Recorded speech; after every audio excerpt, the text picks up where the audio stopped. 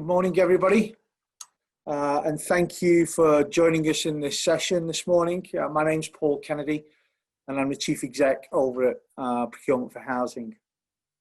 I think let me start by stating the bleeding obvious. This year's conference is different for everybody, as I'm sure we're all experiencing over the last day or so.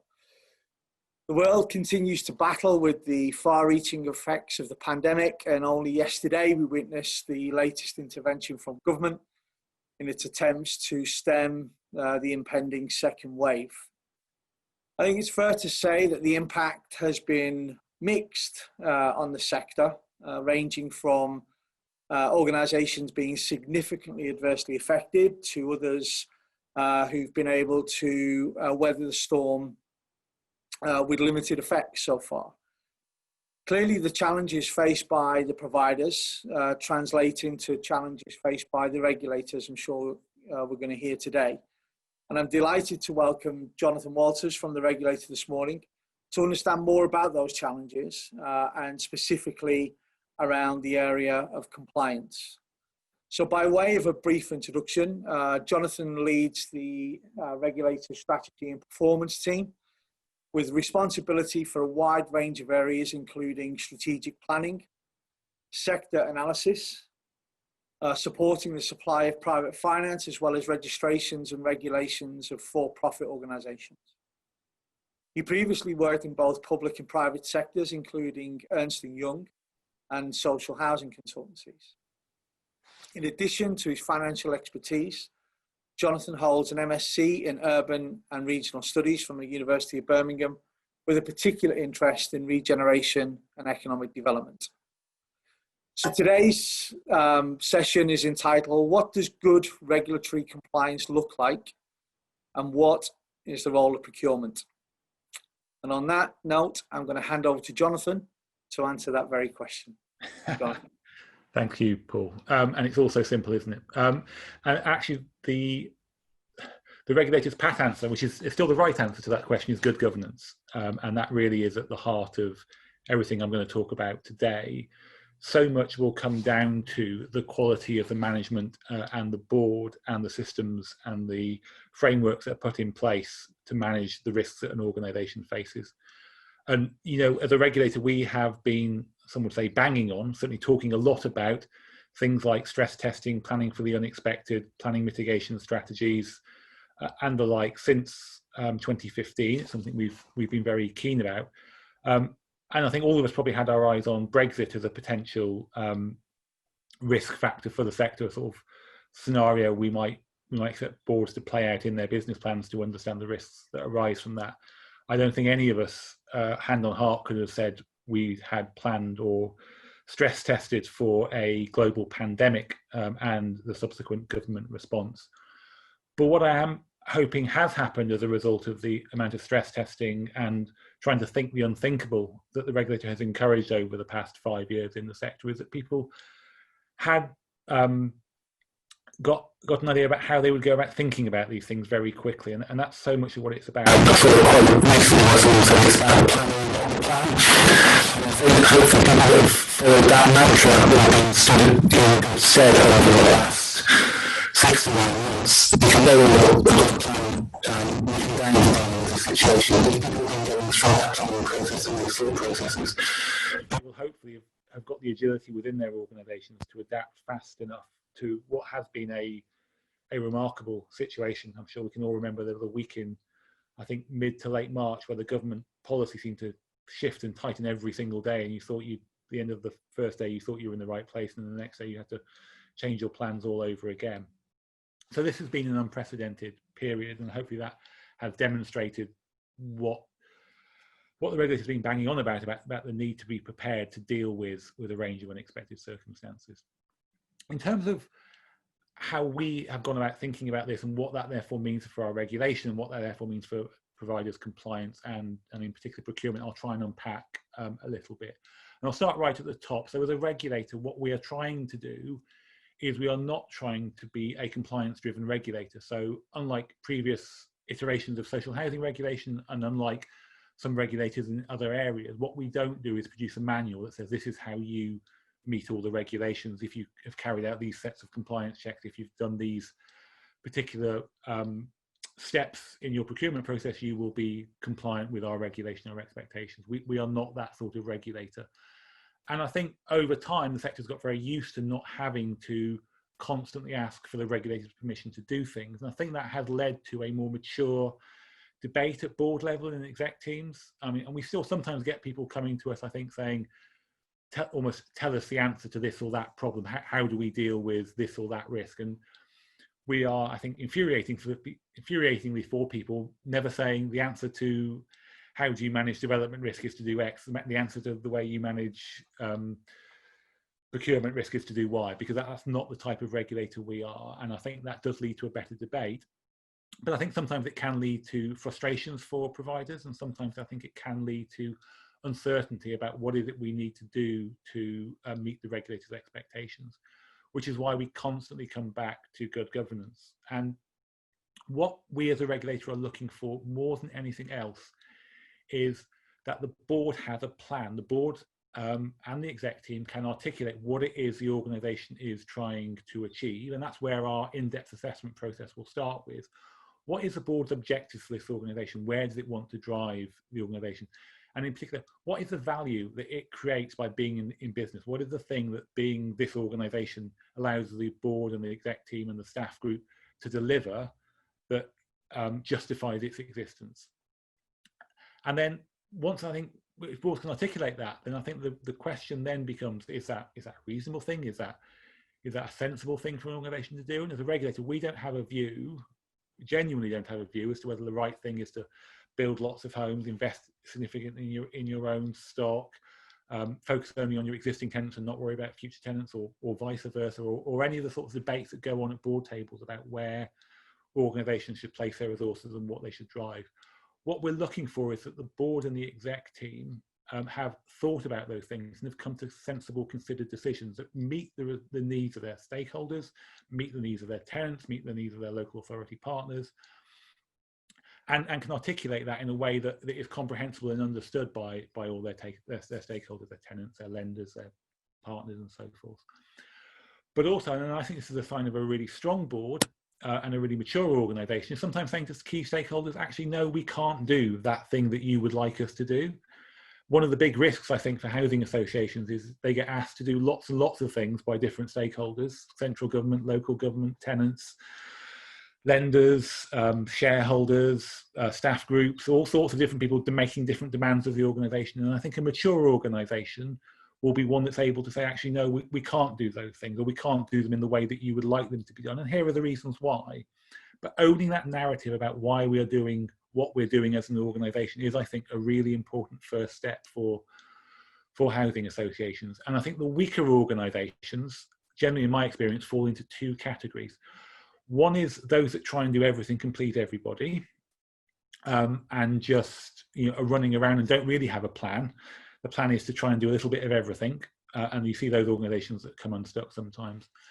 And then the other organisations are the ones that are kind of obsessive, mono-focused organisations that maybe are just driving development harder than anything else, and are not thinking about all the other considerations that as a board or as an organisation they should be thinking about. And I think those are the types of risk factors that we see in failed or failing organisations on a not a regular basis, but when we see as organisations, those are often the indicators that we see.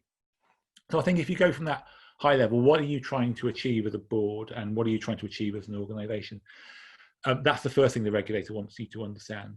And then I think the thing we then want you to understand, and the thing that we look for in an IDA and through our regulatory engagement, is what are the risks to you achieving your objective? And this is where we get into the kind of stress testing and the asset and liability registers. What are the things that will stop you delivering the vision that you have for your organisation? And how do you know if those things are occurring, and what are your mitigation strategies if those risks begin to crystallise? How do you manage them? And if you can't manage them, so you couldn't manage the pandemic, no matter how well prepared you were subject to the government lockdown, you couldn't carry out your repair service in the way that you would have intended to. So how do you then manage that process? Similarly, if there's a falling housing market or rising inflation or rising interest rates that will affect the macroeconomics of your business and maybe its long-term viability? How do you know those things are happening? How do you respond to it? What are the trigger points? And those are the types of questions that we will be asking of boards and executives. Very much not saying that this or that is the right answer, or even this or that is the right risk, but have you thought about the broad range of risks? Have you thought about them in the context of your business? So rather than just getting a consultant in to tell you these are the 10 generic risks you should run through your business, think about where are your exposures. Is it around development? Is it around care and support? Is it around the minimum wage? Is it around exposure to the housing market or interest rates? And everyone will have a different mix of a range of, often be similar themes, but there'll always be a different mix and a different weighting. Have you actually thought about those for your organization and how those things might play out? And then how do you mitigate some of that? And this, I think, is maybe the first place where we start getting into procurement and some of the procurement risks that we see within organizations. And this really comes back to being, I think, I'm sure this is, I'm hopefully telling everyone teaching grandma to suck eggs. This is all about being an intelligent client. This is all about understanding what it is you're procuring and what is the advice that you're getting back, and that you're getting the right balance between value and quality. And I think that the risks that we see organizations fall into around procurement, I think fall into two broad camps. One is getting that mix between value and quality unbalanced. And I think when people talk about value for money, and sometimes perhaps in the past when the regulators talked about value for money, the conversation has been very much about cost and not enough about quality. And obviously value is a mix of a range of things, but it includes both what you're paying, but also what you're getting for what you're paying. And I think sometimes procurement can drive organizations into just a cost mantra. So I think a good test to ask yourselves is when you're doing your procurement analysis, where are you weighting cost? Where are you weighting quality? Where are you weighting all the other things that you're bringing into consideration when you're thinking about procuring? And have you got that balance right, or are you simply focused on driving the cheapest price possible? And there may be good reasons for doing that, but we're seeing out at the moment, played out daily in Grenfell inquiry, just how bad decisions can go if what you're focused on is purely is on cost and not enough on value. But I think we see it across the piece as well, not just on big contracts like that, but also on professional services, on advice that you procure.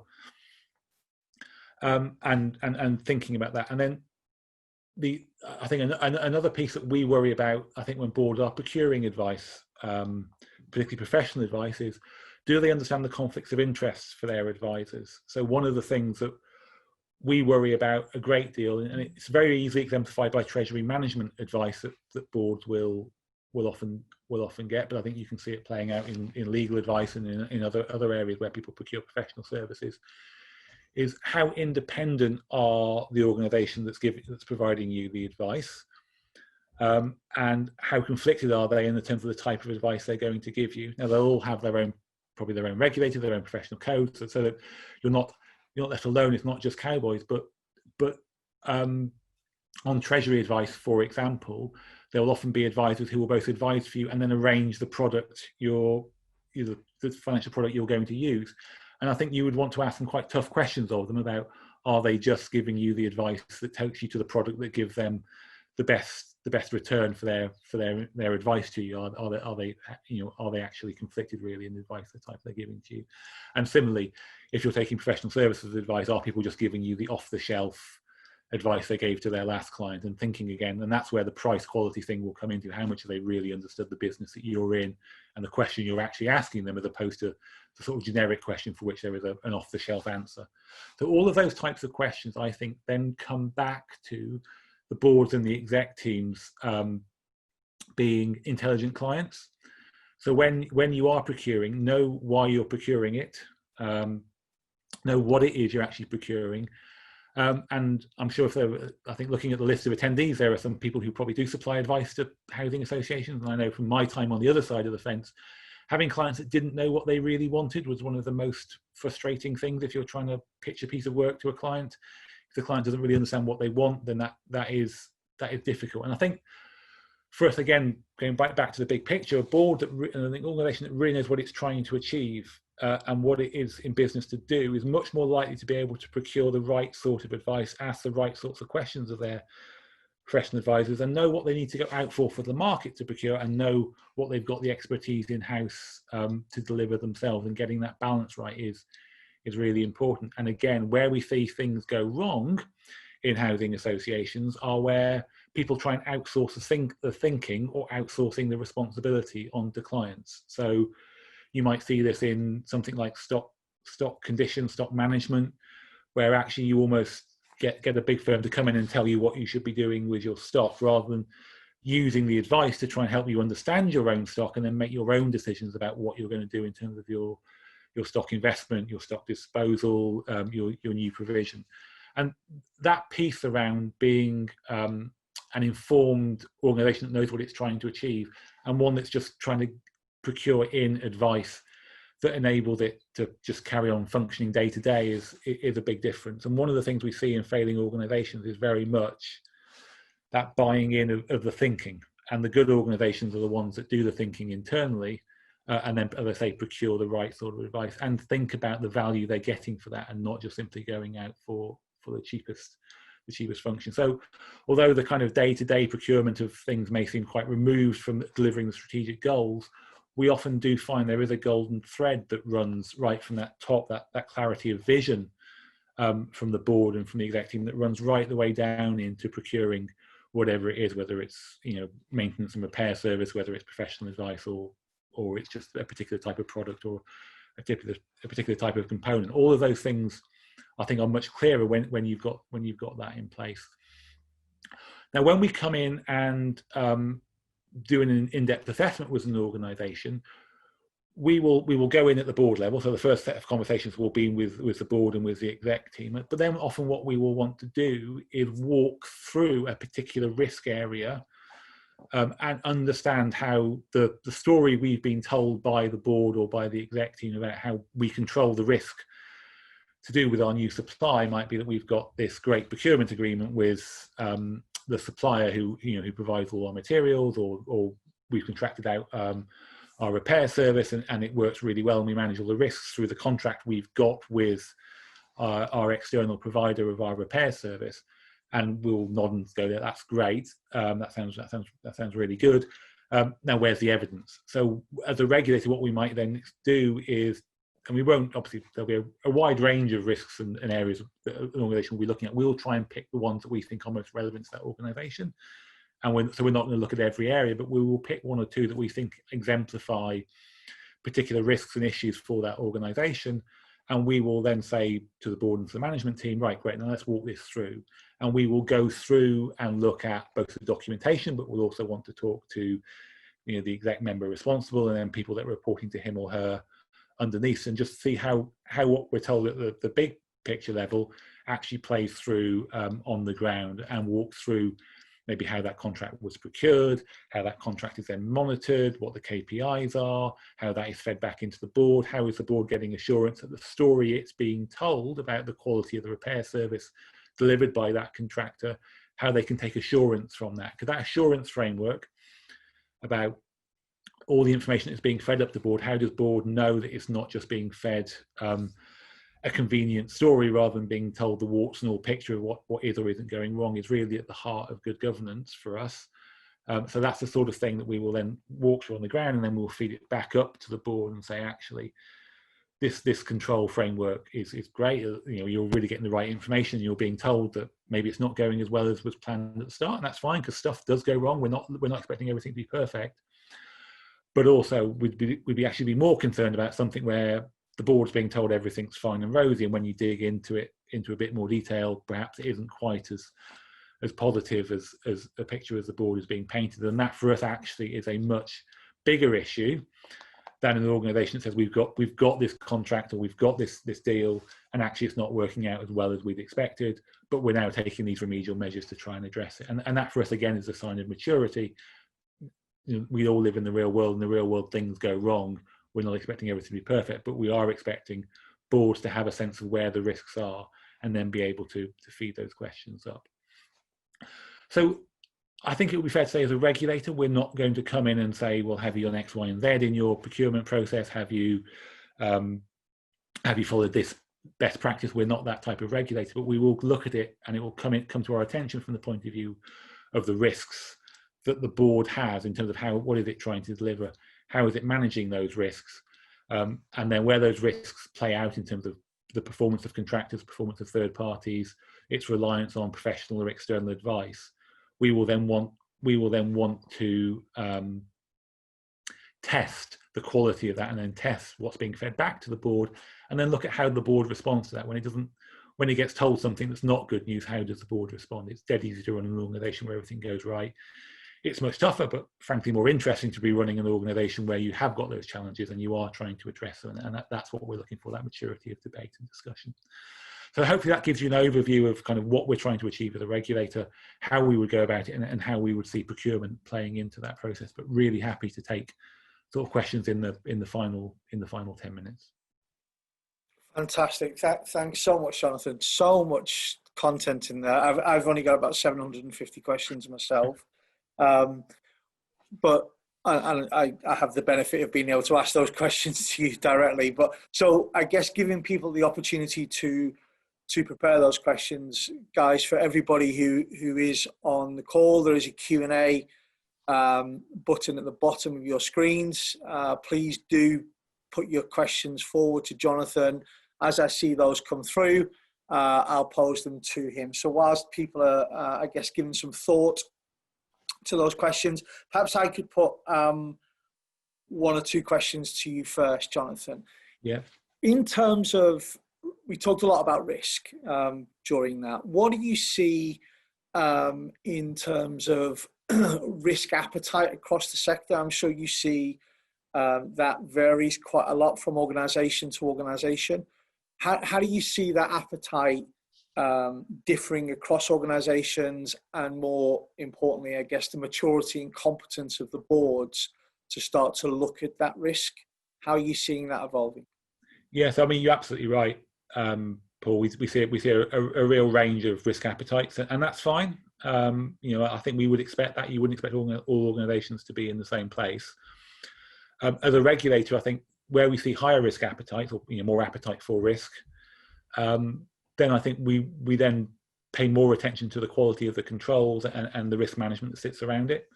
I mean, frankly, if you sit there and don't build another home and just carry out your repairs and collect your rent, you probably are not going to run into too many operational risks, but you run into some serious reputational risks. How are you delivering value for money if you're not providing new homes? How are you really challenging yourself if you're not out doing more?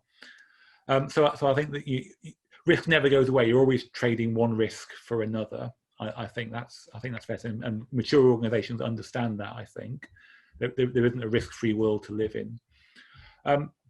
One of the biggest things that we see is a difference in risk appetite between boards and executive teams, and I think that's healthy, and that's necessarily a bad thing. But in general, and this is really broad brush stuff, we would see that boards have less risk appetite than, certainly for financial risks, than perhaps executives do. I think what you will often see is it's the exec group that is really trying to push the envelope on new supply, on building more homes, on borrowing more money, on doing more. And it's often the boards that are sat there saying, actually, is this within our risk appetite? Do we feel comfortable with taking on this much risk, leveraging the business up to this extent? And a really interesting dialogue between the two. And I think the sort of post-Grenfell world, the world now where we're talking about zero carbon and building safety, where actually people are having to think much more about the existing stock and the quality of the existing stock. Again, that's beginning to change that risk appetite conversation. I think it's not just about how much do we spend on new supply, it's very much about what do we need to spend on the existing stock, how confident are we in those numbers. And actually the existing stock is becoming much more of a risk than I think it was, say, 5 years ago. And on that very point about risk appetite, and how good are the sector at sharing good practice? Mixed, I would say. I mean, there's an awful lot, people will comment, there's an awful lot of conferences in this sector. So there are lots of events like this and so there's lots of places like this where there are discussions that take place. in terms of on the ground sharing of best practice, I think there's less of that than perhaps you might expect. For a sector that isn't necessarily in competition with each other, I mean, there are places where people do butt up against each other and they are in competition, but they're quite limited. It's often around access to sites and 106 agreements and things like that. But in terms of actually running your day-to-day business, there isn't that same level of competition. You perhaps don't see as much sharing of good practice as you might expect. Okay. Couple of comments and questions come in. So one from Nathan, who says doesn't think that the true value of procurement is understood at board level in some providers. Yeah. How would you comment on that? I would agree with that. I think I would agree with that. And I think some of the risks that flow from procurement aren't understood either. I think it's really seen as a process compliance point in a lot of organisations, but not as a driver of delivering business value. And I think that's again, you'll see that in more mature organisations and organisations with a clear sense of purpose. I think you won't see it in perhaps organisations that haven't got those things in place. Great. Comment from Peter in relation to direct services organisations. Peter says that it's easier to be an intelligent client when you have an external contractor. Well, what do you think the hallmarks are of an intelligent client when they have their own DSO? And it's a really good question. It's a really good point. And obviously there are different ways of answering that when we see different approaches. So some people almost run their DSO, DLO as a separate business and almost have a service level agreement in place that they then monitor and look at and almost have that contracting and run it that way. And other people, I think Peter is right. They probably don't think about what is the value we're getting for this. What amuse is not quite the right word, but what I often hear from organisations is our direct service organisation, our repairs team, are great, and we're going to offer their services to other organisations. And actually, it's very rare that you see an internal repair service and actually winning business externally. And that might be a capacity point, but I think it also probably says something about how much value are they really driving and delivering. So I think it's a really good question. I mean, whether you create an internal market in your own organisation, some people feel very uncomfortable with that and don't like the kind of culture that engenders. Other people find that a really useful way of benchmarking the service that's being provided. And a lot of organisations will run a mixture of both. They'll have some in-house capacity and some external capacity. Yeah. The argument for the internal is always about quality, and I think one of the questions to ask yourself if you've got that is, are you really getting the quality that you would expect from in your internal business as opposed to contracting it out? Great, thanks. Another question in from Nathan. Says, whilst you're not a compliance-driven regulator, what is your view of providers with outdated procurement processes that are failing from a governance, compliance, risk and value for money perspective? Nathan says they've worked with a number of providers that are failing in this way, yet they have G1 and V1 ratings. Yeah, it's a good point. So obviously, we are, as I say, we are going into the board and at the board level and then drilling down and walking through some of those issues. So there will be organisations where the failings are not yet so great that it starts coming out in terms of operational performance. So I imagine Nathan will be seeing things probably ahead of where we are. And the real balance of the regulator about whether you try and deep dive into everything all the time, which can end up being very sort of you end up being very compliance driven, and then you end up being very tick box, is a real danger, and you become much bigger as an organisation than we are. So I think we're reluctant to do that. What we're trying to look at is what are the outcomes that come from those things.